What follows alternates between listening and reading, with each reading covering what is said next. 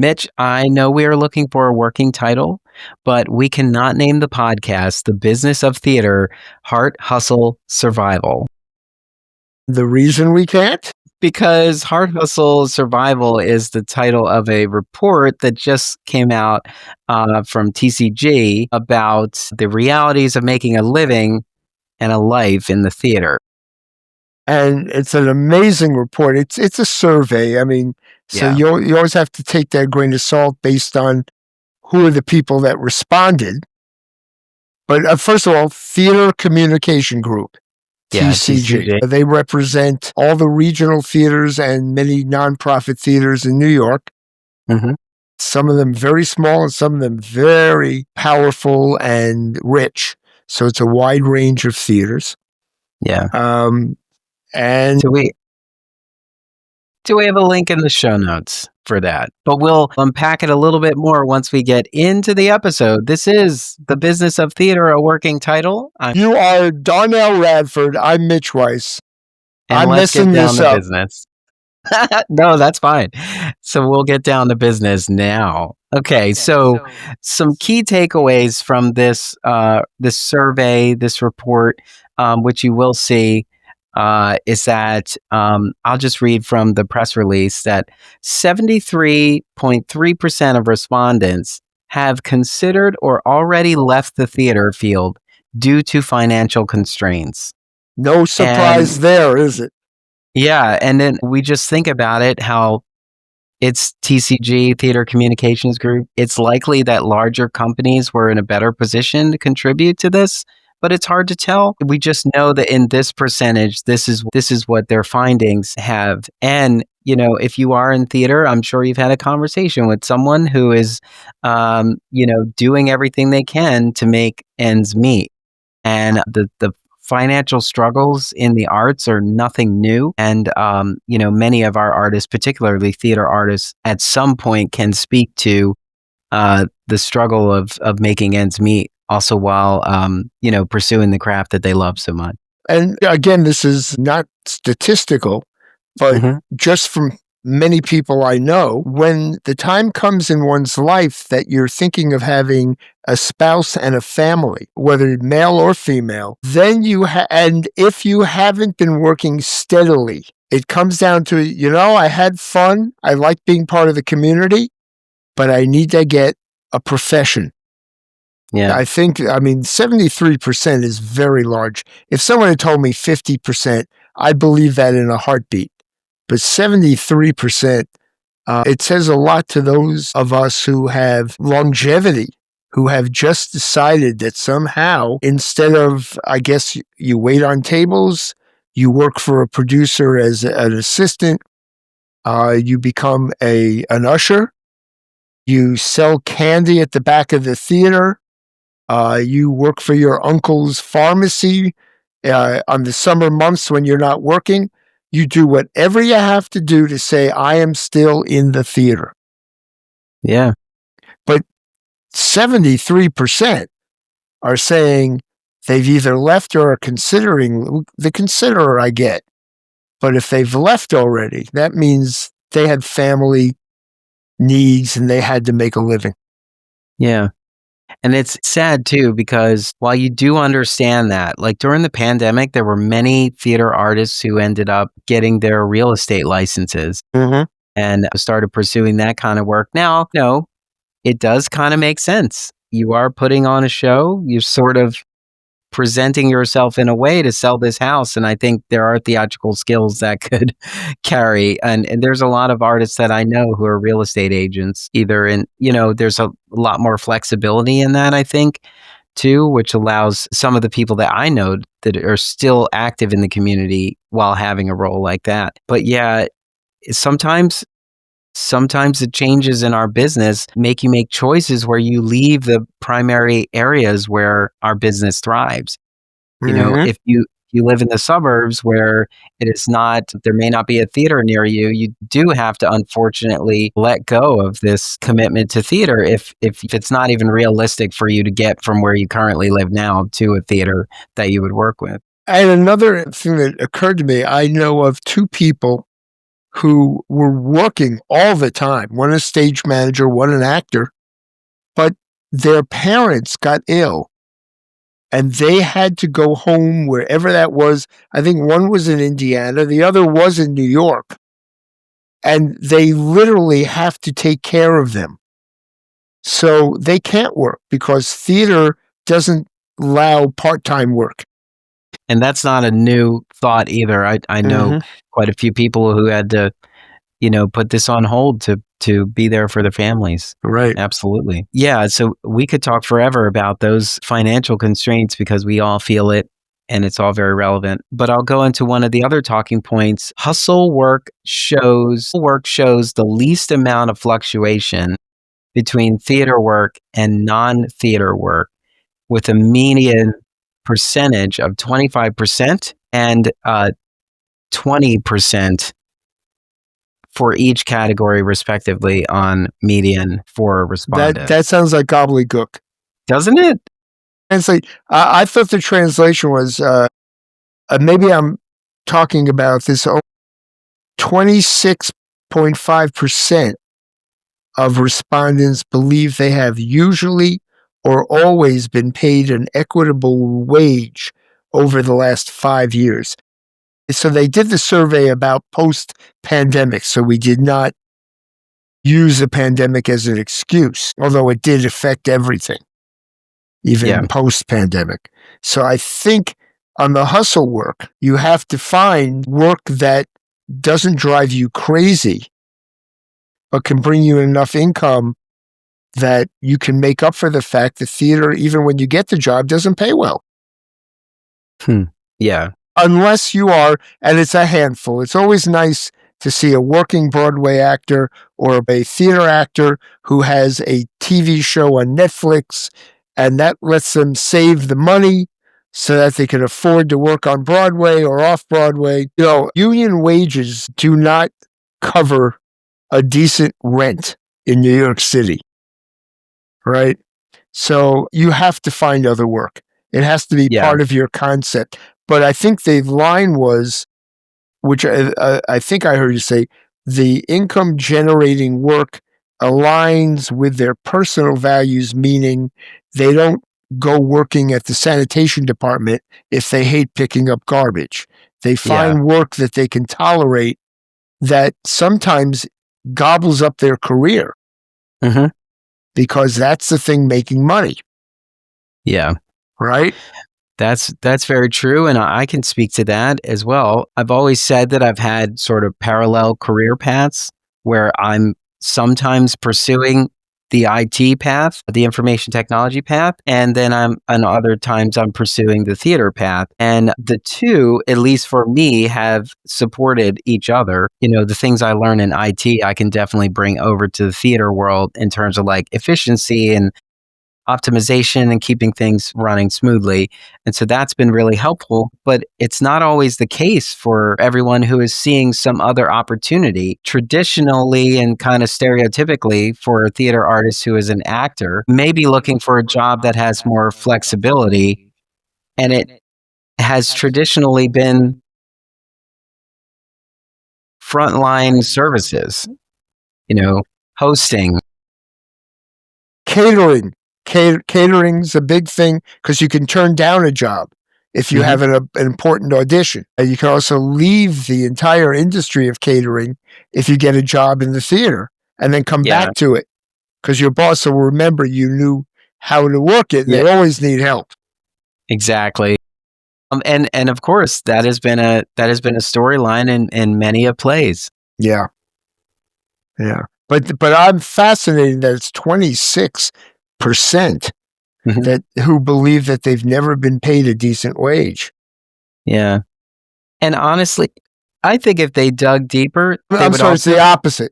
26% believe they have been paid a decent wage. Usually or always been paid an equitable wage. And I wonder if it's this. So I remember early on when I very much established my interest in theater, but was also pursuing IT roles.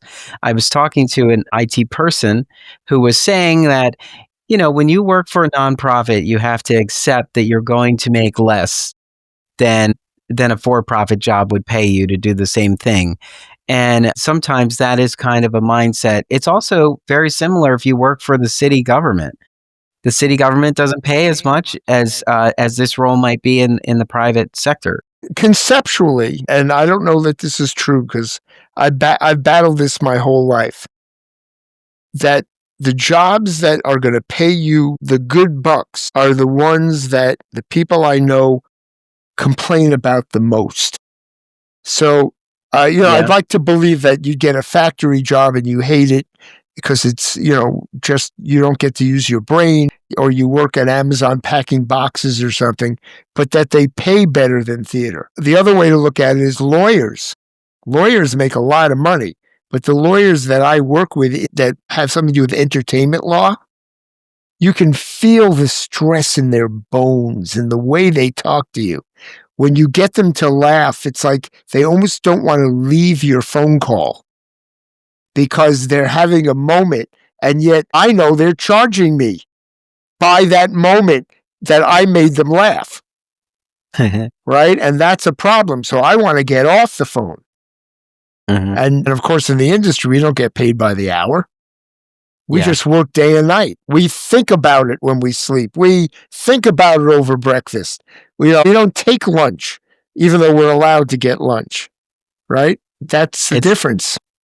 that hourly moment that has become it's become sort of a cultural comment.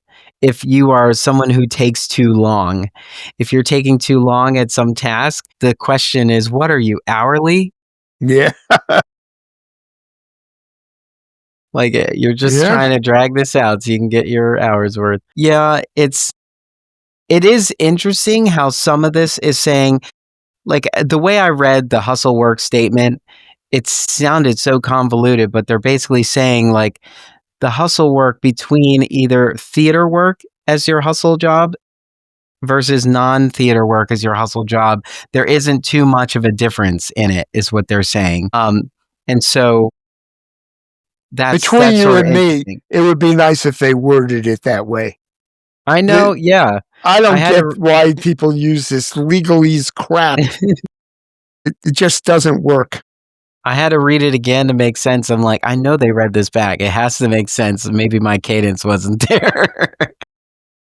Okay, so another finding that they bulleted here is that 86.2% of respondents say their housing needs are completely or mostly met.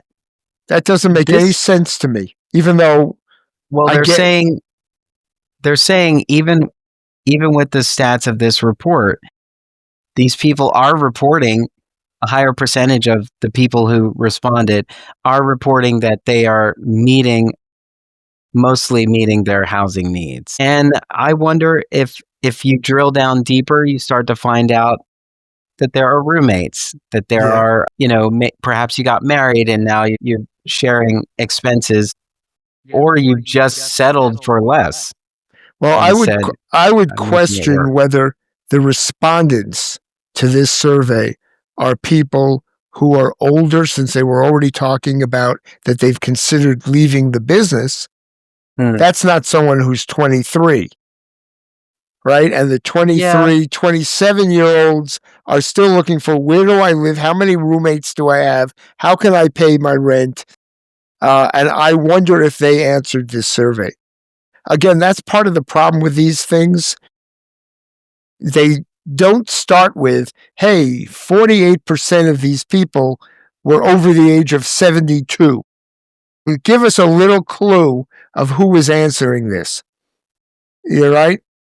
I mean, It is a long document, so they may have more information as you scroll through. I, We're uh, just getting through the gist of it so that you can then explore it for yourself. It says in general that the topics explored in the report include income distribution across heart, hustle, and survival work, housing security and renter versus homeowner breakdowns, access to healthcare, student loan burdens, and the safety, and the the COVID-19 pandemic's the other lingering the impacts. other thing that I wonder is living in New York and working in New York or in Philadelphia is different than if you're working in Chicago, Minneapolis, Louisville, Dallas, Texas, Miami. The theater communities, which may be smaller, which may have cheaper housing, which may be suburban, which all of these things change what your expectations are, how far your money goes. And I do know from having worked in Massachusetts and in Minnesota and in Virginia that people there really thought of their theater job as part-time. They would go to rehearsal, but always had a regular gig on the other hours. And they would do a show for 8 weeks, and then they'd go and take time off and go back to the other job, or which they had continued as much as they could during their time on the show. So I wonder how this balances. Again, it's important to know what your clientele is for these surveys. Just like the polls in theater, if you go up in New York, if you go to Staten Island, you're going to be talking to mostly Republicans. If you talk in Manhattan, you're going to be talking to mostly Democrats. Where was the survey taken?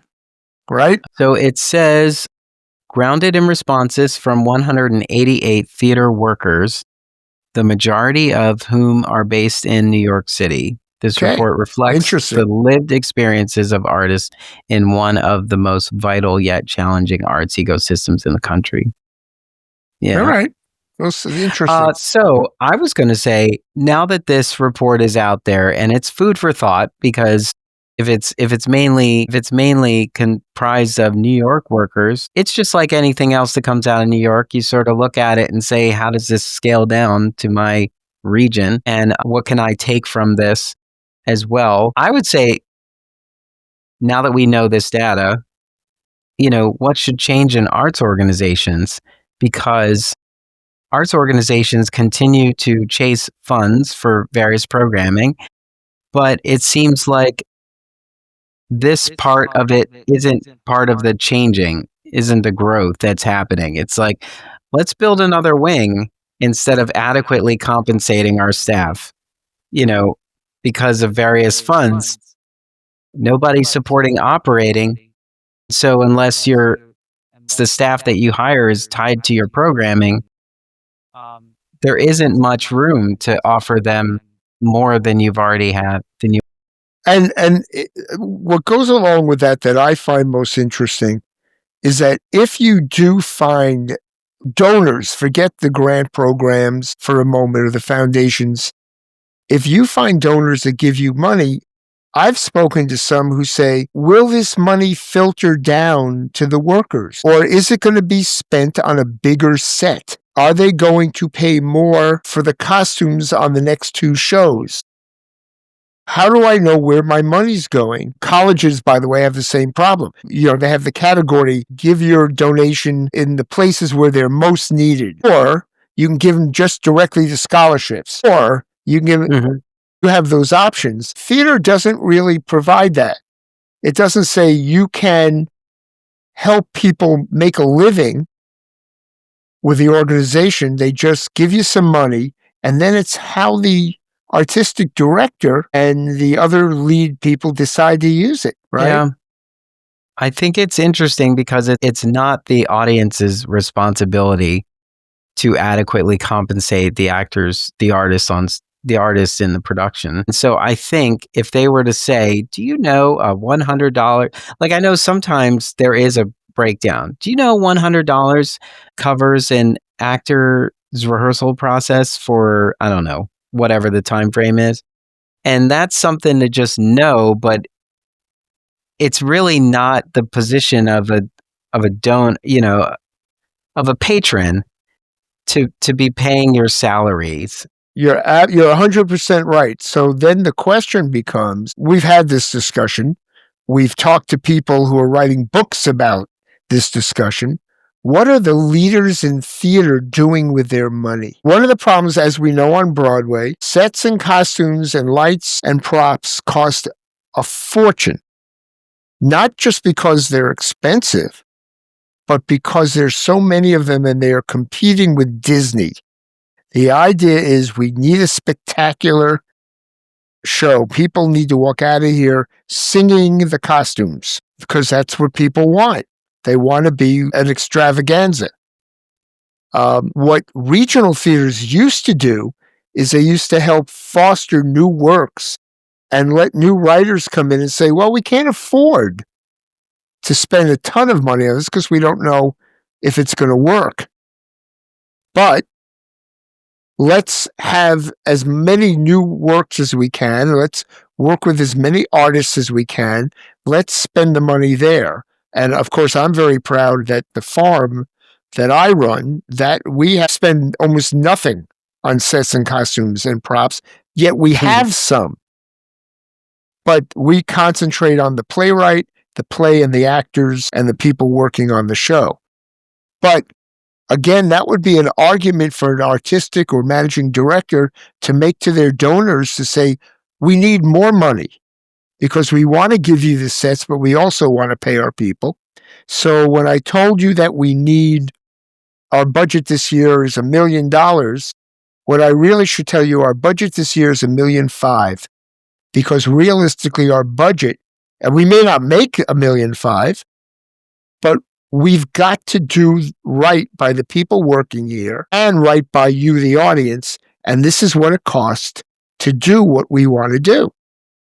And I find so many people, I'm going to even return to Broadway. I worked for a general manager who was lovely to work for. And we worked in a hellhole. Here in New York, he had a dirty one-room office with a ratty rug. And he was running 2 Broadway and 1 off-Broadway shows at the same time. And his line to me always was, well, in order for me to get the job being general manager for a show, I feel I need to explain to the producer that I don't spend money on management. I spend all my money on the show. And I looked at him and say, well, who wants to work for you? Don't you want them to come in and say, oh, at least his office is clean? Right? You have a standard. You don't have to have look at Hamilton. The Hamilton offices and the Wicked offices go on forever. They're big corporations. But most Broadway theater producers and general managers have very reasonable places, but they're clean. Their workers get to feel like there's a room with a small refrigerator. You can leave your lunch there. Something that just tells you I'm worth something. And I wondered, I'm going off here on this, but I wonder how many artistic directors, how many theater companies care about their workers and what they're working in. Even if you're going to say, you're only going to make $26,000 this year total, but we take you out to dinner 3 times. We make sure that the bathrooms are clean. We make sure you have a desk area that you can actually set up. We make sure you get some home time with your family. Whatever it is, we're taking your time and respecting you. Yeah. And then, God forbid, they say, and we're going to pay you $35,000 instead of $29,000, right? Well, I think there's a lot of interesting things that are about this, right? I have been of the ilk of like wanting to take care of everybody, wanting them to feel comfortable in a space, but sometimes they are just, the artists are more interested in getting to the rest of their lives. And going back to, are we finished here? Great. Then I'm going to go. It's like, no, we're just having a little get together. We order food and everything. It's like, no, I got to go. But that's You're reading me wrong. The parties aren't the important part of this. I'm saying like the extra things that you do to take care of them so that when they're in your space, they don't have arguably a need, like they don't have a want for things. And the place I disagree is having coffee or water available for them to refill their water bottles. All of that helps the environment. That is respectful. I have actually watched actors walk into a rehearsal room and say, I have my water bottle. Is there any place I can get water? And when you go, yes, they actually have a refill station over there, not in the bathroom. You know, I've turned on the faucet. There's one by the sink in the green room. Great, thank you. They actually get excited. And all they want is water. Because it's simple things that just make it easy. Yeah. They do. But that a lot of places I've seen them, they don't have that stuff. They don't have the free coffee at rehearsal. They don't, especially when you're asking for favors. You know? What is your thought? Let's look at the actors, for example. Mm-hmm. You're a member of Actors Equity. Actors Equity Association has a sort of a base requirement for actors at certain levels, depending on what contracts you're dealing with. Right. And so if a company only budgets for the base salary, what do you think about that? Thinking that equity has set this standard at this point to give the appearance of this being equitable from here. Anything here and up is considered equitable.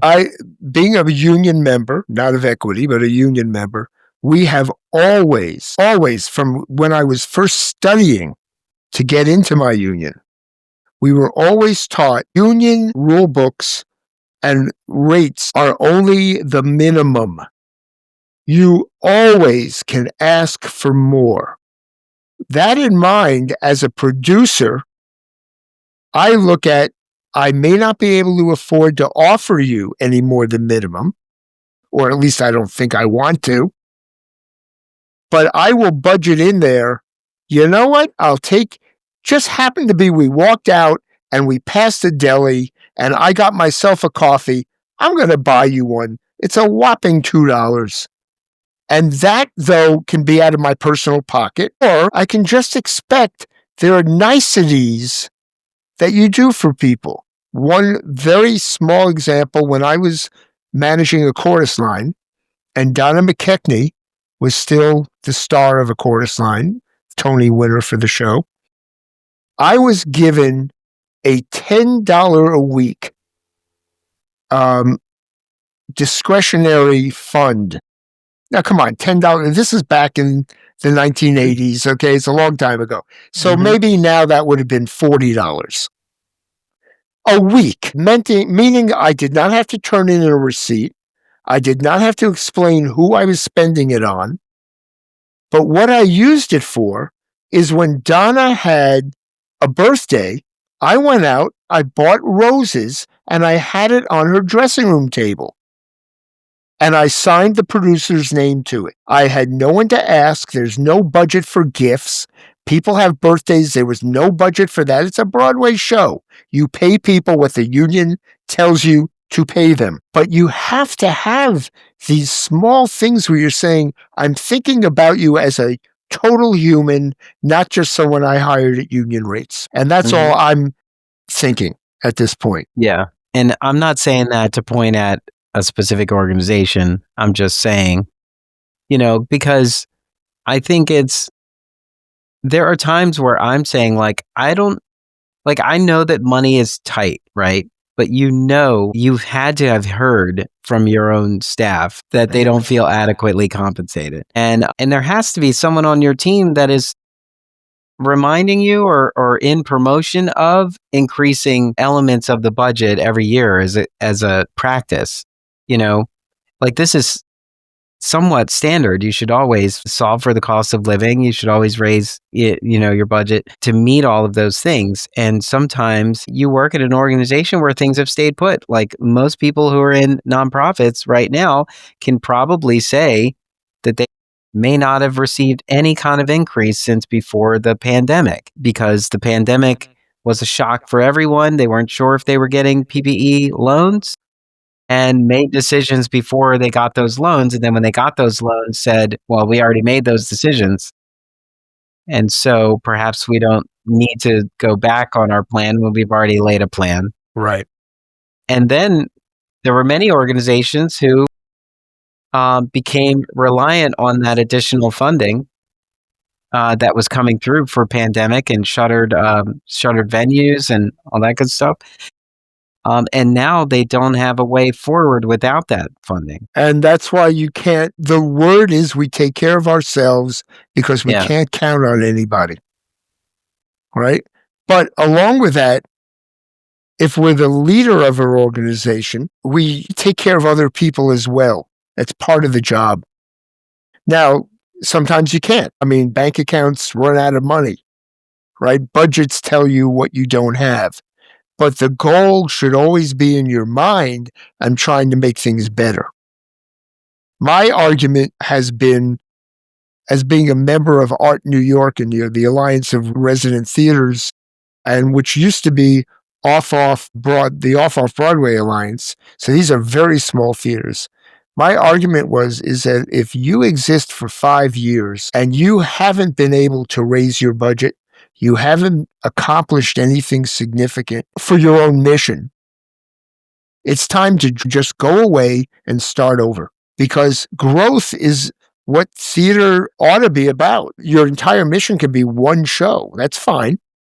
Did you do the one show? If you got to do one show in the first year and your mission is 5 years later, we want to be a working theater company, and in the 5th year, you do one show again and for a couple of weeks, then my question is, other than your personal sandbox, does your organization serve a purpose other than for you? And it doesn't make it bad. It's just a recognition. This is not a working organization. This is a private mechanism for you to do the one show you want to do. Yeah. That's okay, but recognize it. Look, we're tough. It's tough. There are no answers. You and I are talking, we've been talking for years with each other. I look at, I started one of the first places with New York Shakespeare Festival, the largest nonprofit in the world at one point. And we had so much going on, and every year there was more that we did. We added jazz programs. We added a film program, film restoration. We don't need another film program. We were doing television. We had free Shakespeare in the Park. We were doing 27 new original plays a year. No one's heard of that since then. Now, what are they doing? 3 a year? 4? So what the question is, and you're allowed to fall down and the whole thing. And that money was, okay, instead of just resting on your laurels, what more can we or should we be doing? And part of that is, do we compensate the people working here? And what happens if we don't continue on the upward road? Do we have a way to bring the salaries back down to we can continue to operate? And I think that's always the fear of a nonprofit. If we start raising people's salary because we had a really good year, what happens next year when we don't have a really good year? So let's keep them low. And my argument is then find a way to make up and let those people participate in the good year financially. Make it a bonus, right? Do something.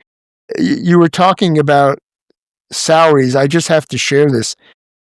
When I was a group sales agent for a chorus line, long before I became a manager, I was making $400 a week. Okay. By the way, the group sales organization took in $1 million a year in group sales, but I was making $400 a week. And I was the only employee, by the way. What? Okay, hold on. Nowadays, a friend of mine just got a job working for a Broadway producer as an office assistant. Like my group sales, it was a starting position. He's making $450 a week. I was working in 1980. He's working in 2025. A Wow. $50 a week difference for starting salaries. Something's wrong. Yeah. I wonder there is I mean, I kind of saw this in museums too. That I work in museums at sometimes in my life. Perhaps the organization just doesn't see the value of their frontline staff. It's like they're the first people that any of your patrons meet, and they tend to be the lowest paid. Well, and you can start them there, but you have to say, hey, if we decide you're doing a good job, we Yeah, might have a promotion for you to a different job and then bring in a new frontline person, or we're just going to give you a little, raise your salary a little bit. You don't have to go crazy. They're I not going think this to is make the same as the producer, right? I think this is kind of the problem. There isn't much of a pipeline in many of these organizations. The thought is this position is filled right now and we don't have to worry about it until it needs to be filled again. And then at that time, they start to realize a couple of things. One, we've been in kind of a rhythm with this person who was here for so long, and now that they've left, perhaps now we're looking for some new infusion into our organization. And so they'll pass off somebody who's in the organization already and said, for an opportunity to grow, because now they have an opportunity to get somebody fresh and new in. Mm-hmm. And they don't necessarily think about, well, no, we've been prepping our bench and the people who are underneath them are next in line. It's not, it doesn't always work like that. And perhaps that is something that more should think about. Like you shouldn't have to do a big old push for somebody. If you lose a marketing director, if you have a marketing associate or you have other people who work in marketing who could interim in that for however long you think you need to feel confident about them moving into the role.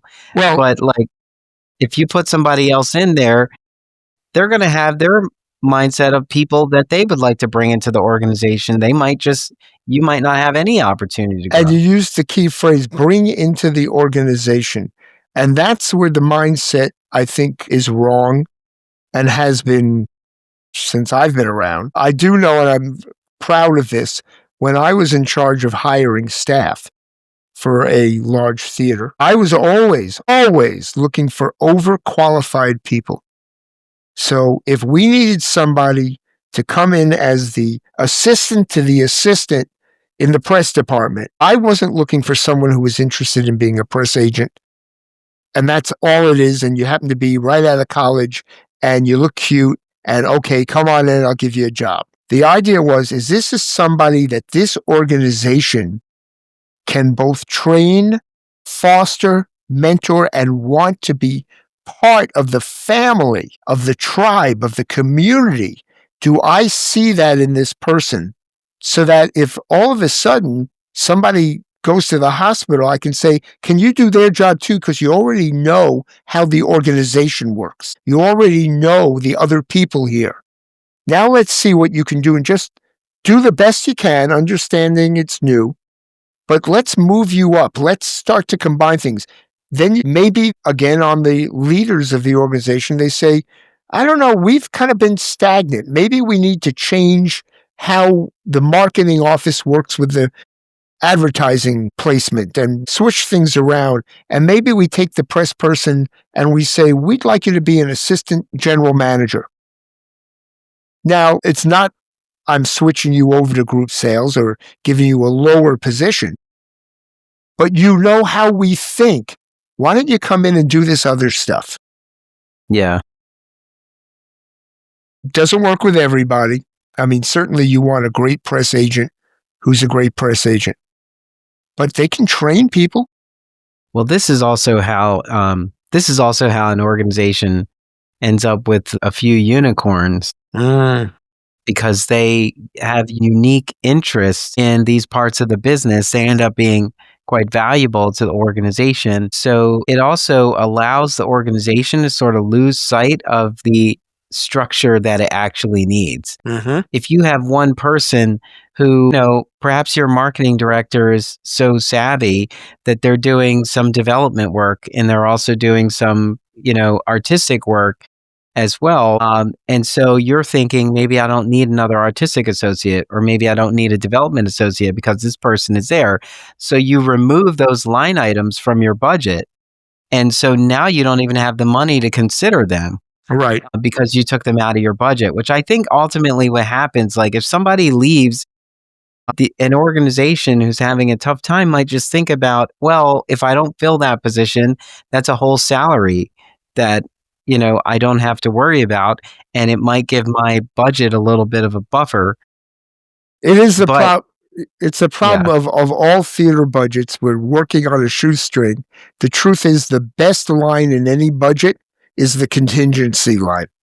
Hmm. You want somebody to say, I don't know which department, but when somebody shines, I don't want to lose them. So Yeah. how do I move them around, or give them a position, or pay them correctly, or find a different department that we didn't even have before?